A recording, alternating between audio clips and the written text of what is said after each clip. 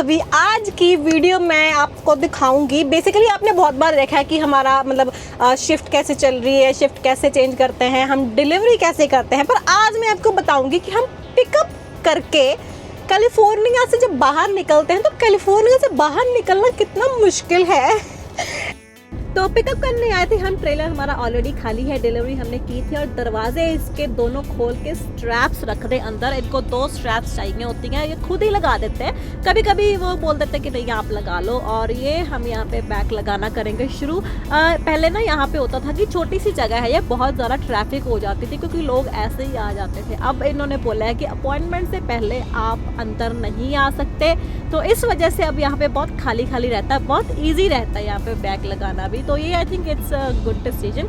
And trailer तो हमने कर लिया है बैक, अभी पाल जी आ गए हैं और ये मेरी हेल्प करवाएंगे एक्सेल्स मूव करने में, ताकि टायर्स पूरे पीछे लग जाएं और फोर्कलिफ्ट वाले को आसानी हो ट्रेलर के अंदर आने जाने के लिए। मतलब ऐसा नहीं है कि मतलब कुछ दिक्कतें आती हैं, बट ट्रैफिक आपको मैं दिखाती हूँ। जब पहले हम रूट शुरू करने से पहले मैं आपको GPS पे दिखा देती हूँ।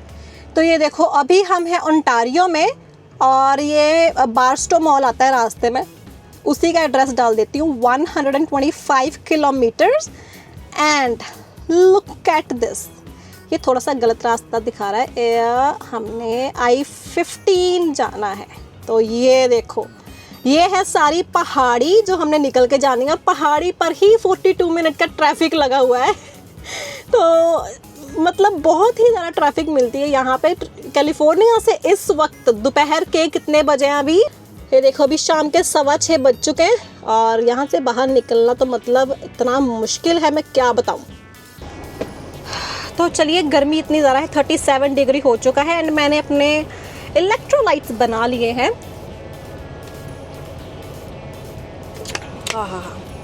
ये बहुत ज़रूरी है क्योंकि इस वक्त जाते समय ड्राइवर साइड पे धूप पड़ती है, इसलिए मैंने फुल स्लीव्स का डाली और बहुत गर्मी लगती है।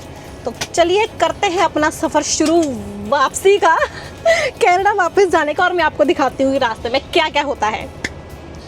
तो पिकअप करने के बाद सबसे पहले तो हमने अपनी वही इंस्पेक्शन वगैरह करनी होती है और अपने ट्रेलर की हमने भरनी होती है शिपिंग ID, जिससे ये पता चलता है कि हाँ जो पेपर वर्क पे जो नंबर लिखा हुआ है हमने भी वही लोड उठाया हुआ है जो हमारे ट्रेलर में है। तो कभी कभी तो शिपिंग IDs बहुत छोटी सी होती हैं, कभी कभी इतनी लंबी होती हैं, बड़े ध्यान से लिखना पड़ता है कि कुछ अक्षर गलत ना हो जाए। 00020, ओके ठीक है। तो दोबारा से मैच कर लेती हूँ मैं, all good and we are ready to be back on the road. तो चलिए निकलते हैं यहाँ से एंड ये हम मारेंगे यहाँ से लेफ्ट टर्न।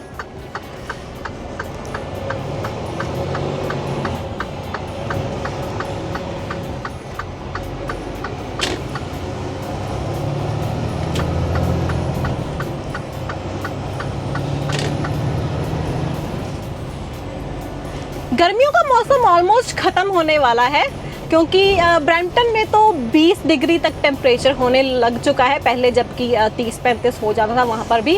और कैलिफोर्निया में तो भाई क्या ही कहें, यहाँ पे तो कभी सर्दियाँ आती ही नहीं मेरे हिसाब से। जब हम पूरा कैलिफोर्निया LA शहर में आ जाते हैं ना, तो अभी भी 36 डिग्री है, दिन में पूरा 40 डिग्री था। एंड यहाँ से हमने मारनी है राइट टर्न।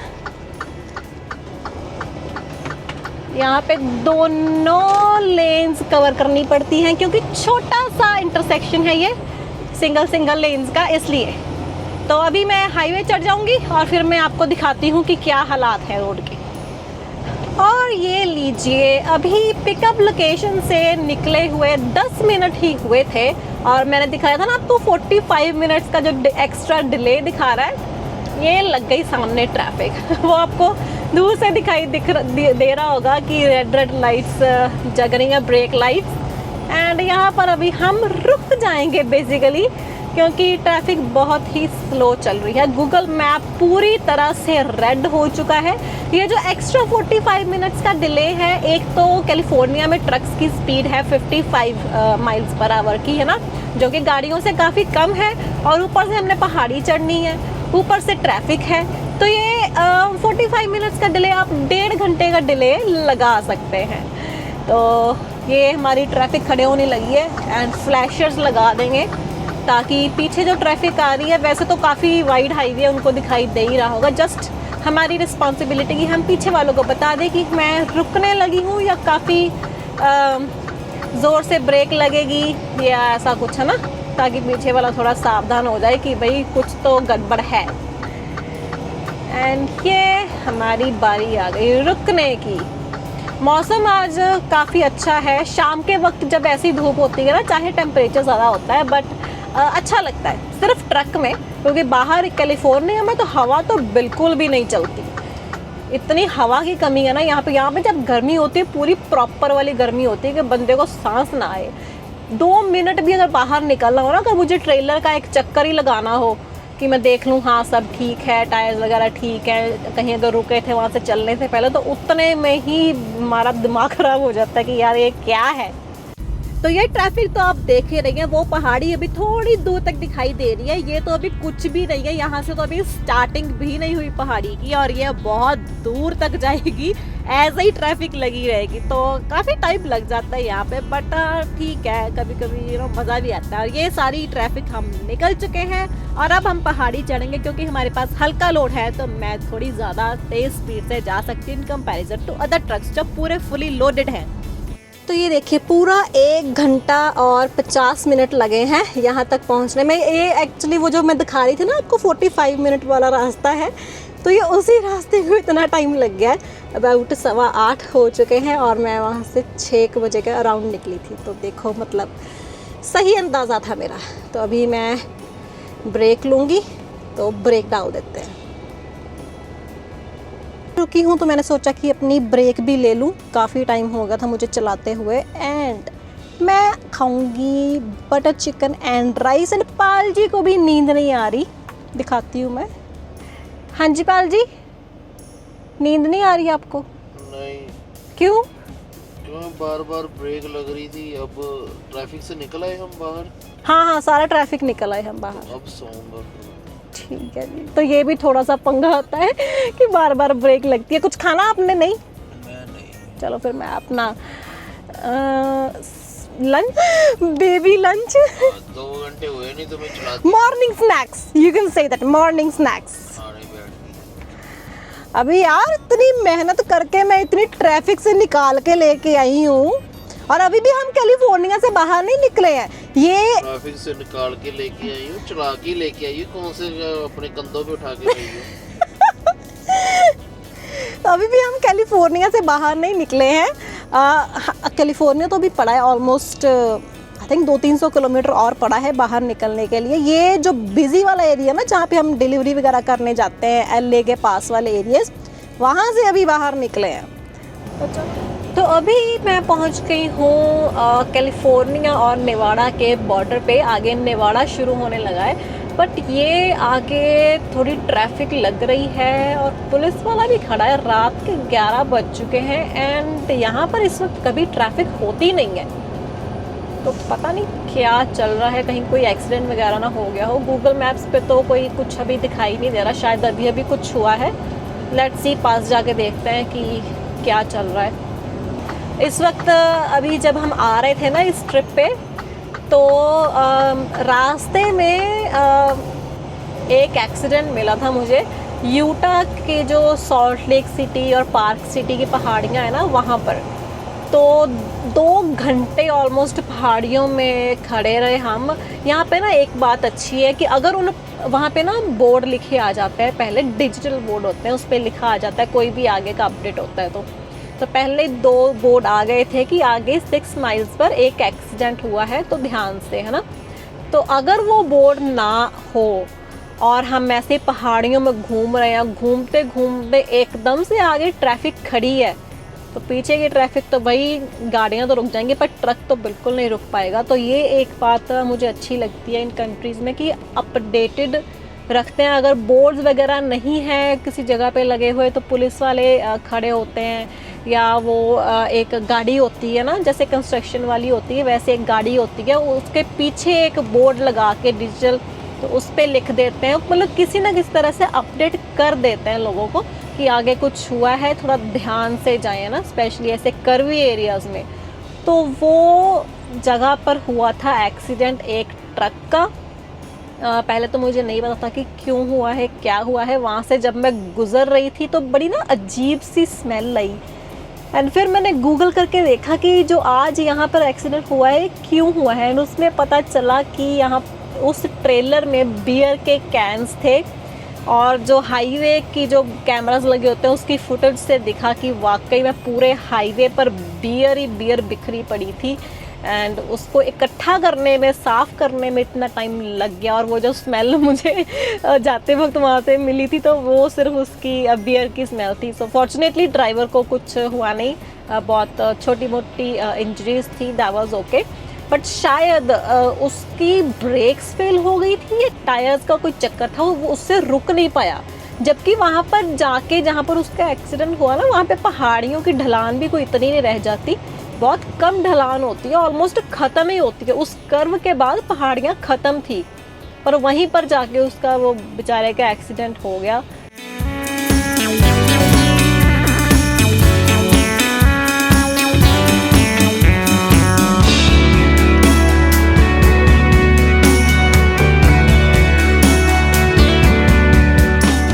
अभी हुआ तो क्या है ये तो नहीं पता चल रहा, बट ये इन्होंने बेसिकली हाईवे एक तरह से बंद कर दिया है और शोल्डर से ट्रैफिक को निकलवा रहे हैं। ये देखो, दोनों लेन्स बंद की हैं, एंड लेफ्ट शोल्डर पे पुलिस वाला खड़ा है कि भाई शोल्डर से निकलो। ये देखो, कच्ची सड़क पे चढ़ने लगे हैं हम। ओ, ये देखो ज़रा ध्यान से, उधर गाड़ी पलटी हुई है कि उसको आग लग के हटी है। इतनी लाइट्स में ना कभी कभी ठीक से दिखाई नहीं देता।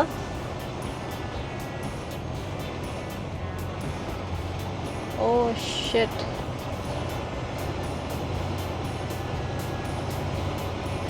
एक दो गाड़ियां हैं। ओह माय गॉड, इस वजह से बंद किया हुआ था हाईवे। यूजुअली यहाँ पे कंस्ट्रक्शन भी होती है, तो मुझे लगा था शायद कंस्ट्रक्शन की वजह से ना हो इतनी ज़्यादा ट्रैफिक है ना, कुछ कर रहे हो कि बंद करना पड़े थोड़ी देर के लिए। बट ये तो वाकई मुझे लग रहा है कि एक दूसरे को है ना ओवरटेक करने की कोशिश में इनका एक्सीडेंट हो गया और दोनों गाड़ियाँ जल गई हैं। आग वगैरह तो बुझा दी है, एंड फायर ब्रिगेड भी कोई नहीं थी, एम्बुलेंस भी कोई भी नहीं थी, तो ले गए हैं मुझे लगता है सब कुछ।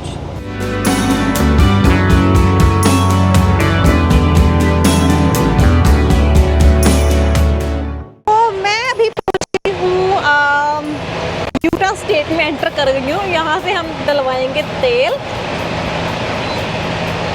तो तेल डलवाने के लिए हम ऐप से भी इसको एक्टिवेट कर सकते हैं, और पंप के ऊपर खुद कार्ड भी लगा सकते हैं।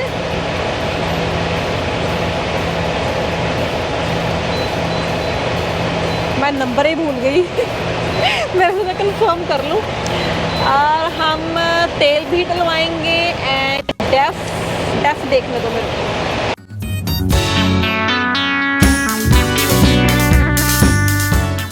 डेफ की ज़रूरत है नहीं, पर थोड़ा सा डलवा लेते हैं।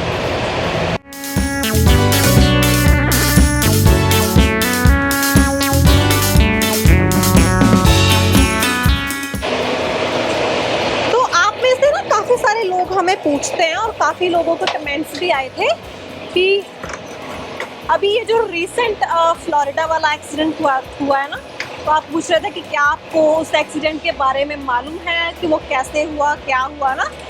तो काफ़ी ऑलमोस्ट सारी दुनिया को ये पता चल ही चुका है कि क्या हुआ, but just for the update की एक ट्रक ड्राइवर जो इंडियन था वो यूएस के हाईवे पे यू टर्न लेने लगा था, और पीछे से एक गाड़ी आके उसमें बजी। जबकि यू टर्न आप हाईवे पे नहीं ले सकते। हाईवे यूजुअली तो होता है डिवाइडेड हाईवे, है ना, बीच बीच में छोटे छोटे पैचेस आते हैं जहाँ पे लिखा होता है कि ऑथराइज्ड व्हीकल ओनली, मतलब वहाँ पे सिर्फ पुलिस वाले यू टर्न मार सकते हैं, या कोई कंस्ट्रक्शन व्हीकल, एम्बुलेंस, फायर वाली गाड़ी ना सिर्फ उनके लिए होता है, क्योंकि वो इमरजेंसी व्हीकल्स हैं। तो वहाँ पे हम लोग नहीं यू टर्न मार सकते, but he try to do that. और वो गाड़ी में जो 3 बंदे थे वो तीनों मर गए, और इस वजह से उसको फिर अरेस्ट कर लिया गया है और अब उसके ऊपर केस चलेगा।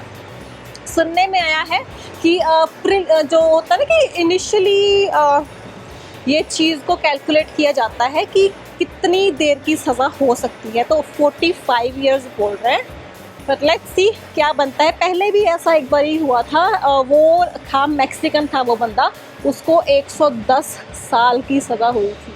एंड काफ़ी लोगों ने पिटीशन वगैरह साइन की, तो उसकी 110 साल से कम करवा के उन्होंने 10 साल की सज़ा रहने दी, और वो भी आई थिंक बेल पे कुछ बॉन्ड भर के बाहर आ सकता था।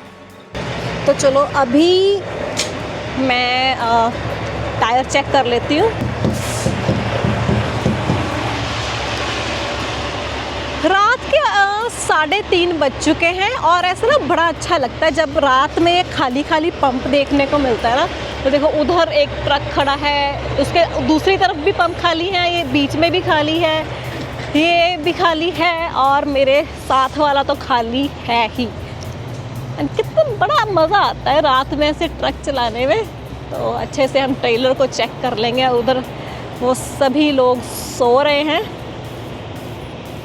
काफ़ी शांति है और मौसम भी बहुत अच्छा है।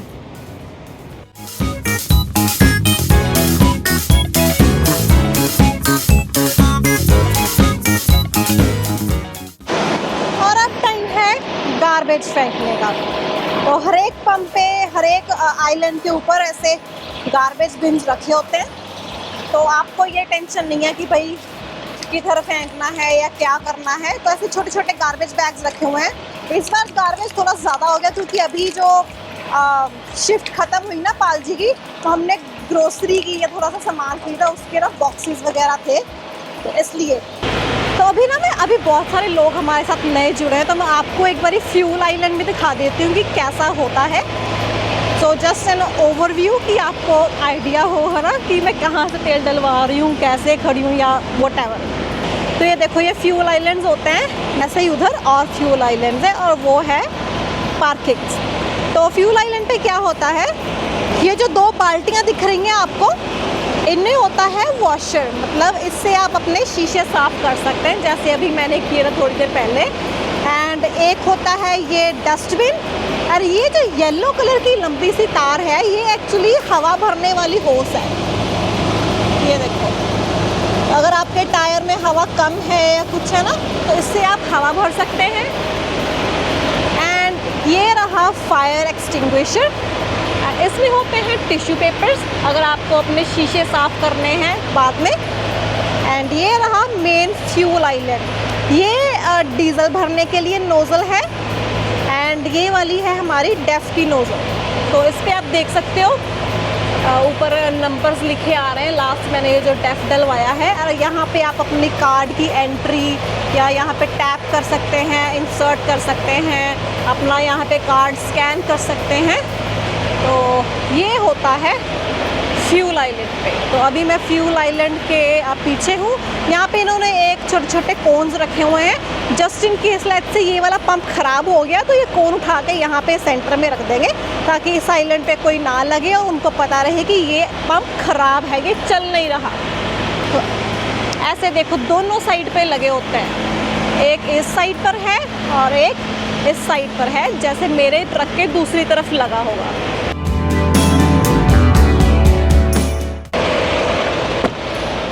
तो अभी ये ट्रक मैंने इसलिए आगे कर लिया सो दैट कि जब मेरे पीछे कोई और ट्रक आएगा तो वो तेल डलवा सके, जब तक कि मैं अंदर जाऊंगी और अपना कोई रिसिप्ट वगैरह लेके आऊँगी, अगर मुझे वॉशरूम यूज़ करना है या ऐसा कुछ भी ना, तो इसलिए तब तक मैं अंदर होके आती हूँ। और ये है इनका तेल वाला ट्रक, पायलट फ्लाइंग जे पंप का नाम है।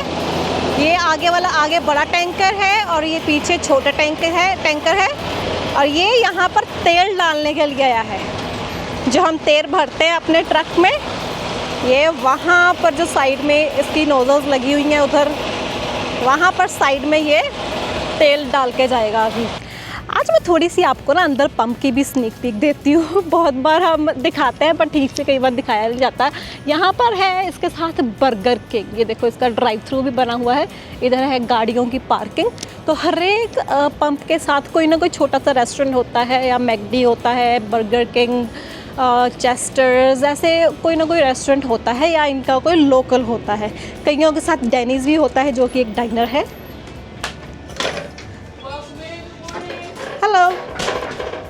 और ये है इनका कियोस्क सेल्फ सर्व। यहाँ से मैं अपनी रिसिप्ट खुद ही निकलवा लूँगी। यहाँ पे आप अपना ट्रक नंबर लिख सकते हैं और यहाँ से हमारी रसीद बाहर आ जाएगी। ये है इनकी fax machine and transfer machine. यहाँ से हम पेपर वर्क भेज सकते हैं अपनी कंपनी को। ये आई है इनकी टूल्स वगैरह की।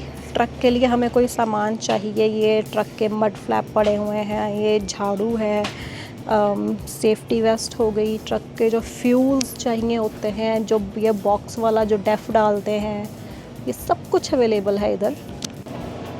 और यहाँ पे कोई भी आपको ड्रिंक चाहिए, चॉकलेट्स वगैरह, ये चॉकलेट्स पड़ी हुई हैं, सारे स्नैक्स आपको मिल जाएंगे। छोटे छोटे जिस भी आप स्टेट पे जाते हैं, जैसे अभी हम यूटा में हैं तो ये यूटा के ऐसे छोटे छोटे चीज़ें मिल जाएंगी आपको बहुत सुंदर सी। एंड उसके अलावा पानी, कॉफ़ी एंड फाउंटेन ड्रिंक्स, वो सब तो आपको मिल ही जाएगा यहाँ पर। और इन्होंने कहीं पर फ्रूट्स वगैरह भी रखे होते हैं ना, तो ये सब होता है पंप के अंदर। बाकी शावर्स वगैरह हमने आपको पहली वीडियोस में भी दिखाए हैं। अगर आप दोबारा सब कुछ देखना चाहते हैं, पूरा पंप का डिटेल्ड वीडियो की क्या क्या फैसिलिटीज़ होती हैं एक पंप के अंदर, वो में हम वीडियो बना देंगे। और अंदर लॉन्ड्री भी होती है। तो अभी ये मैंने निकाल लिया है एग्ज़िट और हम पहुंच गए हैं यूटा स्टेट के बीबर शहर में। एंड यहाँ पर फ्लाइंग जे जो पंप है वहाँ पे अभी हम शिफ्ट चेंज करेंगे। अर्ली मॉर्निंग का टाइम है, 6 बज चुके हैं एंड अभी तक सूरज नहीं चढ़ रहा। सूरज दूर दूर तक दिखाई नहीं दे रहा। यूजुअली इतने टाइम तक सूरज निकल आता है, बट अभी मुझे लग रहा है कि मौसम चेंज हो रहा है, तो इसलिए हैलोवीन आने वाली है। बस सितंबर का महीना तो चढ़ ही रहा है और अक्टूबर में हैलोवीन होती है, तो तब तक तो मौसम काफ़ी चेंज हो जाता है।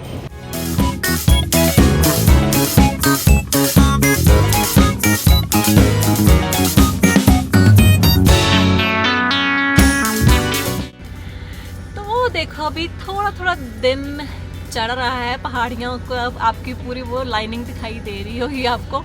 एंड वो पालजी जा रहे हैं शावर लेने, तब तक मैं कुक कर लूँ। तो अभी मैं करूँगी कुक और मेरा काम है अच्छे से नाप तोल कर पालजी का ब्रेकफास्ट तैयार करना। तो पहले स्केल निकाली नहीं नापने तोलने चली थी, तो ये रही हमारी स्केल। इसमें 100 ग्राम्स मशरूम, 50 ग्राम पेपर, कोई भी लाल, ऑरेंज या ग्रीन वाली कोई भी, एंड उसके अलावा 1 टमाटर। क्या डालती हूँ? हाँ, पालक, दैट्स इट। तो प्याज पालजी नहीं डालते इसमें, वैसे उनको पसंद है बट वो कहते कि नहीं प्याज मत डालना। तो मैंने कहा ठीक है, आप जाइए शावर लीजिए और तब तक मैं आपका ब्रेकफास्ट तैयार करती हूँ। और उसके अलावा फिर बाद में मैं लंच और डिनर भी तैयार करके रख दूँगी, वो भी मैं साथ साथ में दिखाती हूँ। अब पालजी चलाने लगे हैं ट्रक। मेरी शिफ्ट हो चुकी है ख़त्म और बाहर आप देख सकते हैं कितना अच्छा मौसम है। धूप निकली हुई है, टेम्परेचर फिर भी 15 डिग्री तक पहुँच गया है। इट्स नॉट बैड, अभी सितंबर चढ़ा नहीं है और पहाड़ियों पर काफ़ी बादल बादल लग रहे हैं। So that's all for today's video. मैं आपको मिलूंगी अगली वीडियो में। Until then bye bye. और आप हमारी बाकी की वीडियोस देखना मत भूलना और वीडियो को हाइप ज़रूर करना। यूट्यूब पे नया ऑप्शन आया ना जो, वहाँ पे क्लिक करके